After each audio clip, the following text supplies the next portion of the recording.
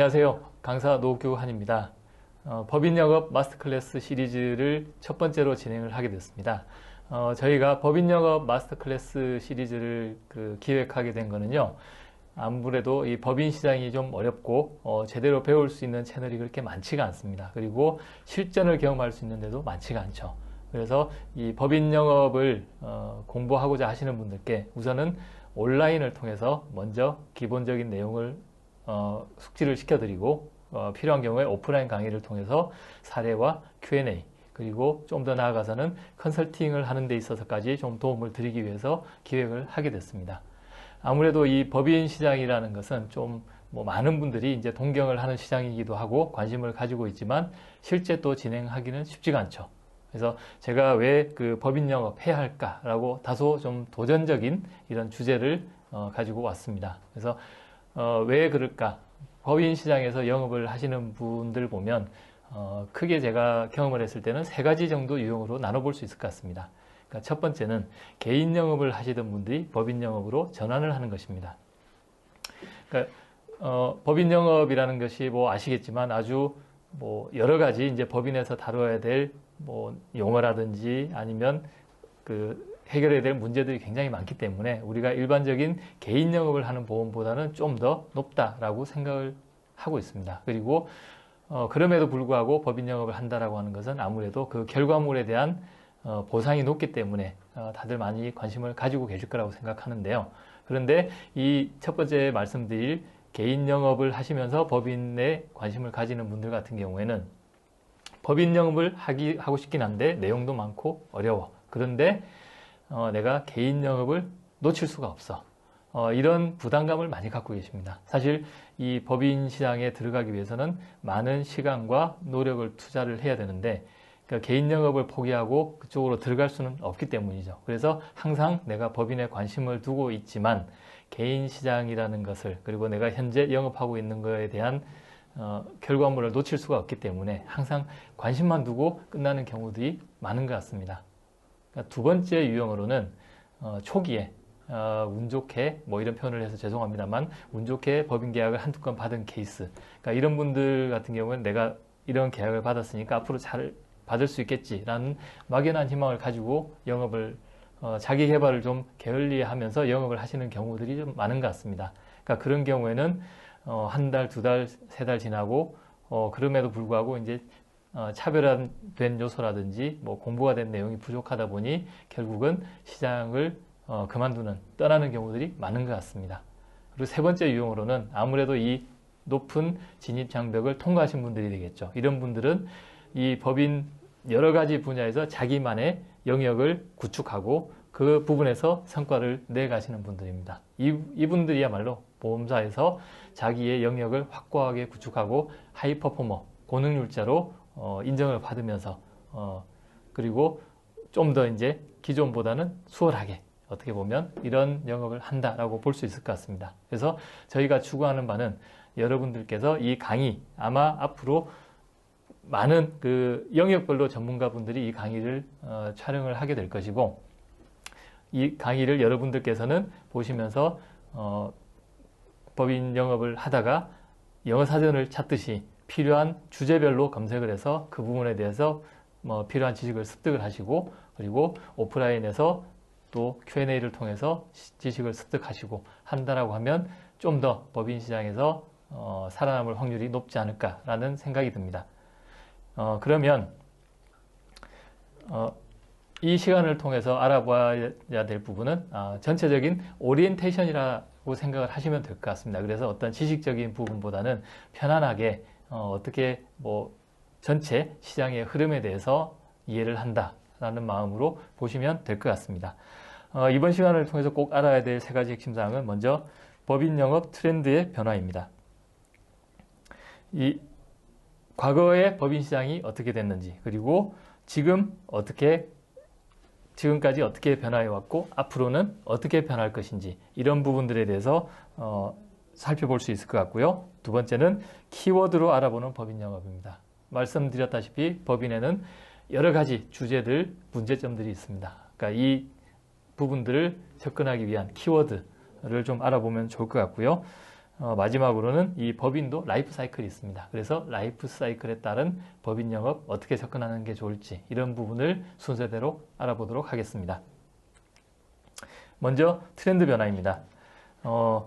IMF 이후 아마 전문직들, 직장인들, 이런 고학력자분들이 보험사로 대거 유입이 되면서 종신보험을 필두로 한 시장이 커지기 시작했습니다. 그리고 이 2000년대 초반까지는 이분들이 나름대로 차별화하면서 법인 계약이라는 걸 했는데요. 그러니까 그 시점에서는 우리가 지금 알고 있는 법인 시장이라는 것과는 상당히 다르게 그냥 단순하게 법인 계약, 법인으로 이제 계약을 했다라는 게 될 것 같고요. 이때 법인 계약이라고 하는 것은 법인의 핵심 인력을 보장하기 위한 게 그 메인이었다 이렇게 보시면 될 것 같습니다. 그래서 단순한 생명보험 상품으로서 종신보험 그리고 정기보험 위주로 계약이 이루어졌다고 보시면 되겠습니다. 그러니까 2000년대 중반부터 2010년대 초반까지가 이 법인 시장에서 대중화가 되고 가장 폭발적으로 성장한 시기다라고 볼 수 있을 것 같습니다. 저도 이 무렵에 초반 무렵에 이제 업계에 시작을 하게 됐는데요. 이 급성장하는 시장에서 처음으로 CEO 플랜이라는 용어가 등장을 했습니다. 그리고 이를 통해서 절세 마케팅, 그리고 상속세 재원 마련, 그리고 유동성 확보, 정관 컨설팅, 가지급금 이러한 주요 이슈들을 가지고 법인 시장을 접근을 하기 시작을 했었고요. 그리고 퇴직금 적립비 기존에는 명확한 규정이 없어서 12배수, 많이 본 건 12배수도 있었고 6배수, 5배수 이렇게 천차만별로 퇴직금이 적립이 됐었습니다. 이러던 것이 2012년 1월 1일부터 세법이 개정이 되면서 3배수로 확정이 됐습니다. 그리고 이 시기에 제가 봤을 때 주로 이제 어떤 지금 시장에서 우리가 법인 시장에서 활용하는 이런 컨설팅이라기보다는 단순하게 접근을 할 때 어떤 상속세 재원이라든지 이런 절세에 많이 이제 포커싱이 되어 있었고요. 그러다 보니까 종신보험도 있었지만 상대적으로 연금보험, 고액 계약이 가능한 연금보험을 주로 해서 계약이 많이 이루어졌던 것 같습니다. 그리고 기업에 있어서는 유동성 확보가 중요하기 때문에 그러니까 저축성 보험에다가 중도에 인출이 가능한 그러니까 유니버셜 보험 이런 상품들 위주로 시장이 흘러왔었습니다. 그 다음으로는 2010년대 중반 이후는 규제가 많아지고 조정기였다 이렇게 볼 수가 있겠습니다. 그래서 기존의 저축성 보험에서 순수 보장성으로 무게가 옮겨져 왔고요. 과세 당국의 규제가 강화되면서 시장이 많이 위축이 됐습니다. 그리고 저축성 보험의 세법 개정으로 인해서 저축성 보험의 비과세 요건이 강화되다 보니까 절세 효과도 감소가 됐죠. 그래서 10년 비과세 이런 공식이 깨지기도 했습니다. 실제 10년 비과세라는 건 남아 있었습니다만 10년 비과세 인정을 받기 위해서 계약자 변경을 하면 안 된다라든지 아니면 비과세의 금액이 축소가 된다든지 이런 부분들 때문에 많이 위축이 됐던 거죠. 근데 반면 이 시점에서 주요 또 법인 영업의 키워드로 등장한 것들이 경정 청구라든지 2015년 세법 개정을 통해서 차등 배당 그리고 법인 전환, 특허권 매각 이런 키워드들 중심으로 영업을 했던 것으로 보입니다. 그래서 이 차등 배당 같은 경우에는 증여세냐 상속세냐 소득세냐 이런 부분에 이제 이중과세에 대한 부분들을 2015년 1월 1일 날 세법 개정을 통해서 차등 배당에 대한 이슈가 많이 이제 완화가 돼서 이때 차등 배당으로 영업을 많이 했었습니다.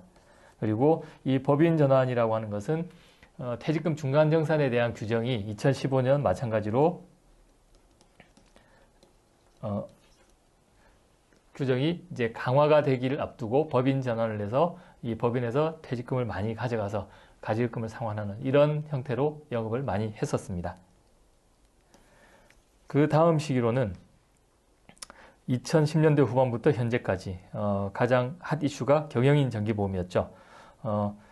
이 시점에서 퇴직금 적립이 2배수로 줄었습니다. 그러니까 이게 2020년 1월 1일부터 세법 개정이 적용이 되면서 3배수였던 것이 2배수로 적립이 됐죠. 그래서 이 소득세법에 보면 그 퇴직금 계산하는 공식이 정해져 있습니다. 그래서 2012년 이후에는 기존의 퇴직금 배수를 인정, 그리고 2012년부터 2020년까지는 3배수, 그리고 2010년 이후에는 2배수로 계산한다. 이렇게 정확하게 소득세법에 규정이 되어 있습니다.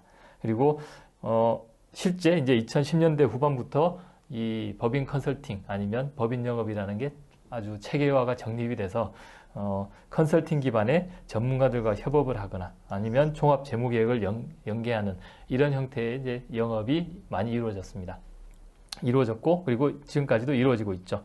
그리고 이 시기에 등장한 키워드들이 이제 고용지원금, 이익소각, 사내근로복지기금 이런 부분들이 있겠습니다. 그러면 지금까지는 이렇게 영업을 해왔는데 앞으로는 어떻게 될 것인가 라고 유추를 해보면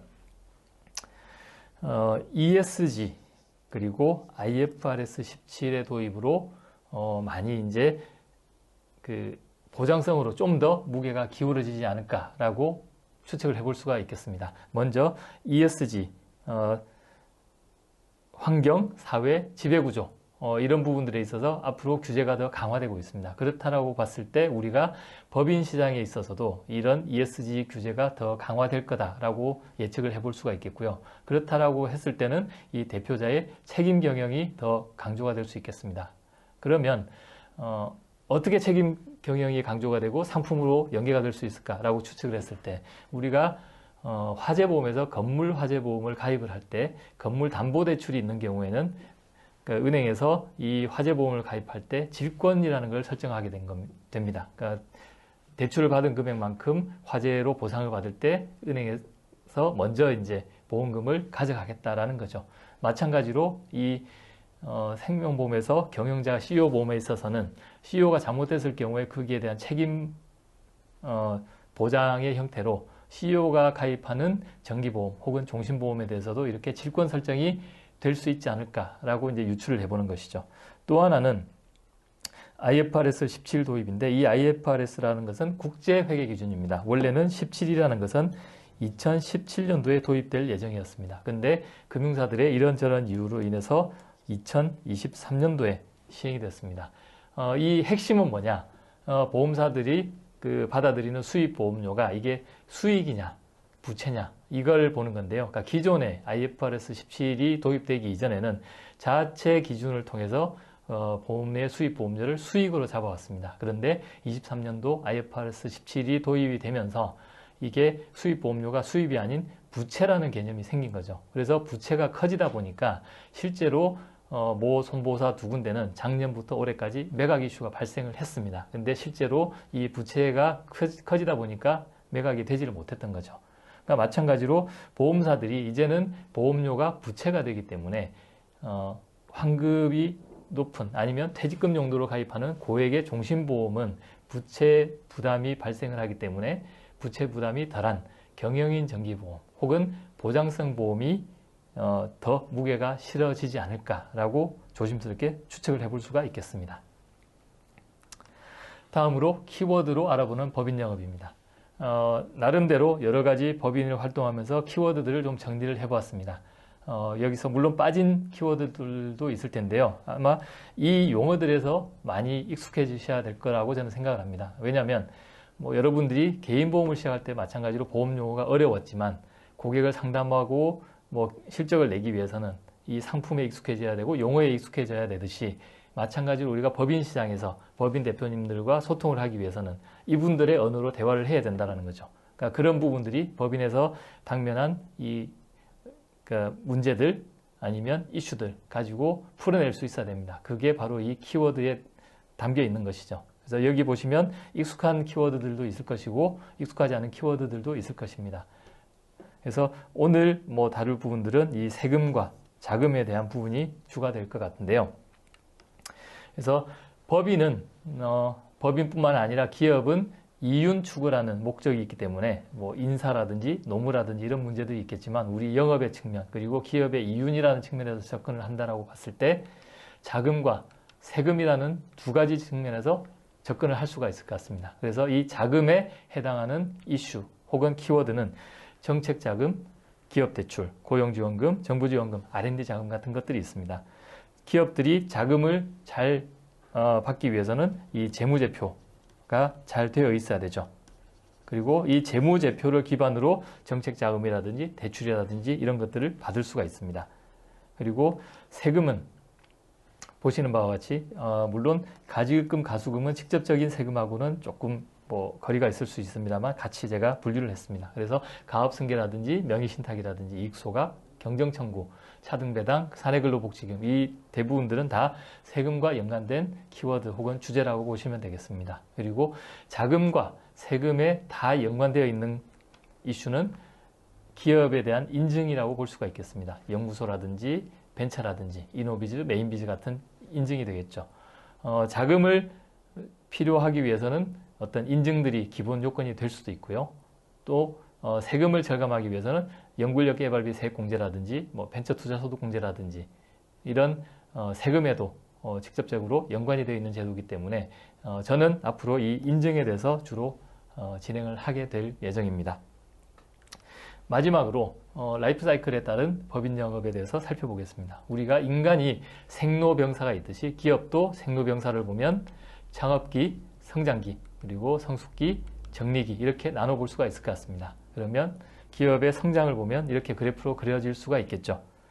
그래서 창업기에는 아무래도 자금 조달이라든지 고용이라든지 이런 부분들이 좀 더 문제가 될 수 있겠죠. 그래서 관련된 이슈로는 정책자금이라든지 대출, 그러니까 이 정책자금, 대출을 또 잘 받기 위해 필요한 인증들, 그리고 고용지원금, 가수금 이런 문제들이 발생을 할 수가 있습니다.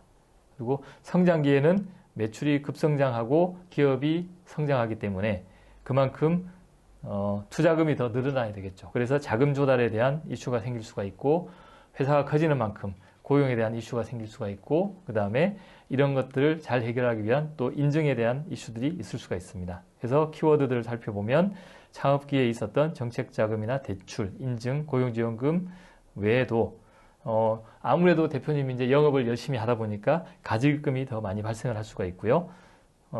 기업이 이제 성장을 하고 매출이 늘고 이익이 늘면 당연히 법인세나 소득세에 대한 문제가 생길 수가 있겠죠. 그러면 놓친 세금들에 대해서는 경정청구 이슈가 발생을 할 수도 있을 것이고 과점주주를 피하기 위해서 처음에 명의신탁을 했을 때 이제 기업이 성장을 하게 되면 그만큼에 대한 명의신탁을 해소하기 위한 비용이 들 수도 있습니다. 그리고 기업의 이익잉여금이 많아지면 배당을 또 실시를 할 수가 있겠죠. 다음 성숙기로 넘어가게 되면 아무래도 이제 개인 기업들 같은 경우에는 법인 전환을 고려를 할 수가 있을 것이고 기업에 대해서는 세금에 대한 고민이 커질 것입니다. 그래서 기존에 해소하지 못했던 법인 대표님들의 가지급금이라든지 그리고 기업에 대한 법인세나 소득세, 경정청구, 명의신탁, 배당 외에도 이제 기업의 복지를 신경을 써야 하기 때문에 사내 근로복지기금이라든지 그리고 과도하게 이익잉여금이 있다라고 하면 적정 수준으로 하기 위해서 이익 소각이라든지 이런 이슈들을 진행을 하게 될 것입니다. 마지막으로 정리기를 보면 출구 전략을 고민을 하거나 세금을 신경 써야 될 시기라고 볼 수가 있겠죠. 그래서 명의신탁, 초기에 해결하지 못했다면 아마 이 시기에서는 명의신탁에 대한 해소가 아주 큰 부담으로 다가올 수가 있겠습니다. 그 다음에 출구 전략으로 내가 가업을 자녀들에게 상속을 할 것인지 아니면 지분만 증여를 할 것인지 또는 상장을 할 것인지 M&A를 할 것인지 그러니까 이런 부분에 대한 고민들이 많아지게 될 것입니다. 그래서 생로병사에 마찬가지로 기업에도 창업기에 가서 우리가 뭐 배당이라든지 이런 걸 얘기를 할 수는 없겠죠. 그러니까 적정한 시기에 맞게끔 거기에 맞는 주제를 던지고 문제점을 해결을 도와드리고 하면 좀 더 우리가 바라는 나은 성과를 가지고 올 수 있지 않을까 이렇게 기대를 할 수가 있겠습니다. 그러면 오늘 전반적으로 법인 시장에 대해서 트렌드라든지 키워드라든지 그리고 라이프 사이클에 대해서 살펴봤는데요. 이 부분들을 좀 고려를 해서 앞으로 법인 상담을 할 때 대표님들과 얘기를 나눈다라고 하면 좀 더 대화가 부드럽게 이어지고 좀 더 성공의 가능성이 높아지지 않을까라는 생각이 듭니다. 앞으로는 좀 특정 주제를 통해서 이제 어떻게 법인을 공략을 하는지 이런 부분에 대해서 강의를 이어가도록 하겠습니다. 감사합니다.